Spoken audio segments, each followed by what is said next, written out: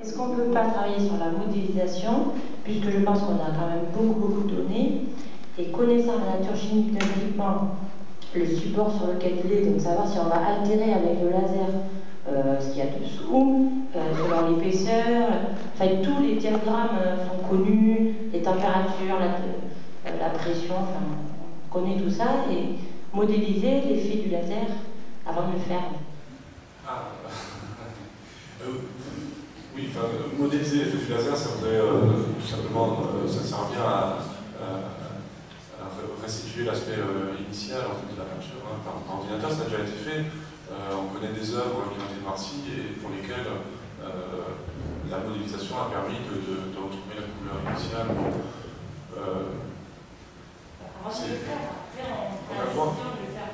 Mais c'est pas de la modélisation.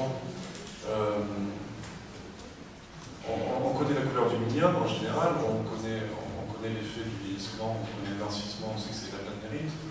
Donc on peut très bien, c'est du Photoshop, hein.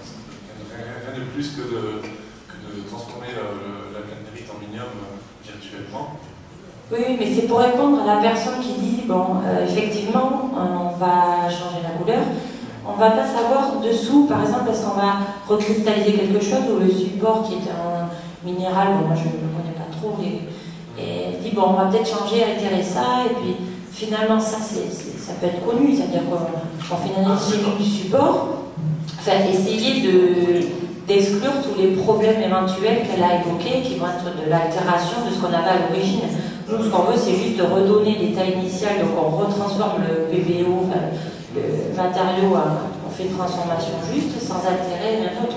Ou alors, on dit, oui, effectivement, si on va à 300 degrés, ben, le support, on sait d'avance ce qui va être altéré, qui va changer de couleur ou de cristallinité, et finalement, on ne va pas le faire parce qu'on va altérer ce qui est original.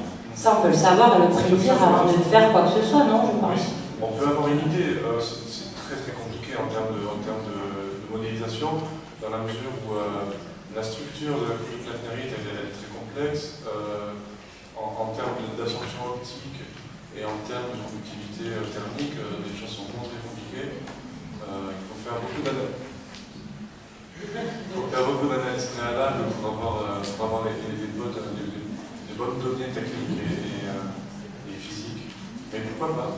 Je crois qu'il y a certaines choses qui seraient modélisables dans notre discipline, mais en l'occurrence, là, dans le domaine des couches picturales, à la fois lors de la réalisation et lors du vieillissement, se sont introduits des diversités de situations, le mélange de pigments qu'a pu utiliser le peintre, en l'occurrence ici.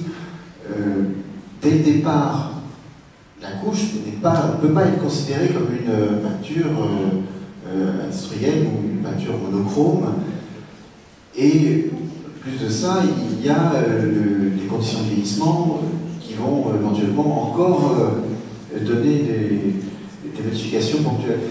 Du coup, la modélisation devient une tâche quasiment sans espoir, parce qu'on part d'un substrat qui est trop hétérogène encore pour pouvoir être connu, et il serait connu, il demanderait peut-être à ce moment-là une grosse puissance de calcul, vous voyez. Mais le problème, c'est déjà de le connaître. Alors, cette modélisation que vous appelez de vos voeux, je pense qu'elle est réalisable dans un grand nombre de domaines.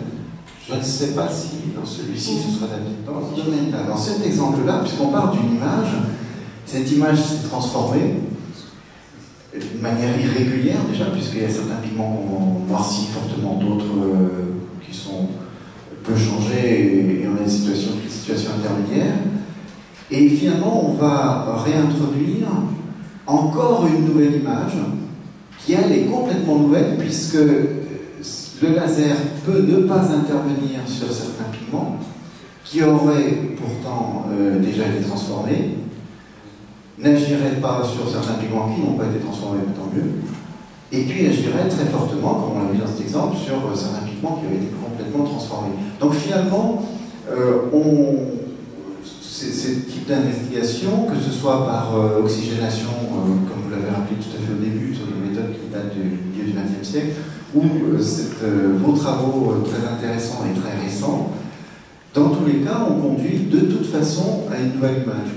Donc, on peut chercher à se rapprocher de l'image, mais on n'aura évidemment jamais, que ce soit par l'utilisation ou non, accès à l'image. On reste quand même encore dans un mythe pour ce qui est du retour à l'état originel. Donc j'avais juste une question par rapport à ce que tu as dit, enfin ce que vous avez dit pardon, tout à l'heure. C'est lorsqu'on envoie un laser, on a l'impression finalement que le corps qui est chaud, finalement, reste noir. Et donc, ce que je me posais comme question finalement, c'est est-ce que la transformation se fait en montant la température, plutôt un effet de trempe, et donc un refroidissement finalement du matériau qui est en train de chauffer, et à ce moment-là, ça dépendrait fortement beaucoup plus du support que finalement la température à laquelle tu portes le mélange que tu es en train de chauffer. Non, c'est vraiment une transformation, c'est vraiment une... alors bon, concrètement, je ne sais pas le mécanisme précis, c'est vraiment une perte d'oxygène qui est tout à fait dans les domaines de stoichiométrie. On parle vraiment de quasiment un plomb pour 2 oxygènes et on arrive à un PB3 ou 4. Dans l'état final, mais dans le mécanisme que tu mets en place, c'est-à-dire que tu vas chauffer, tu vas composer noir, et en fin de compte tu refroidis, et c'est dans la refroidissement finalement que tu fais ta cristallisation de ta phase que tu es en train de faire, que tu veux faire. Donc c'est la question que je me pose, et en fin de compte ça va dépendre fortement de la puissance, mais en plus du support qu'il y a derrière, parce que finalement c'est des échanges de chaleur entre ton support et l'encre. C'est vrai que si on a les conditions dans lesquelles se prend la transformation sont très très différentes si on met un support en métal, par exemple en cuivre hyperconducteur, ou un support hyper isolant. Donc effectivement, on voit bien que c'est très très différent. Donc oui, il y a la question de l'absorption optique, puis il y a la question de la diffusion de la chaleur à travers la couche elle-même, et puis à travers le substrat. Donc c'est la question de la couleur du minium. Alors, non, j'ai pas de réponse. Pourquoi est-ce que le rougissement se produit lors du refroidissement? Je n'ai pas d'idée. C'est peut-être effectivement une question de la cristallisation elle-même se produit pendant le refroidissement. Je n'ai pas réussi à trouver d'informations là-dessus. C'est quand même surprenant que la couleur change de façon aussi brutale. Et bien souvent, on est plutôt dans les zones rouges du plomb et on était proche finalement de l'état fondu du plomb métallique même.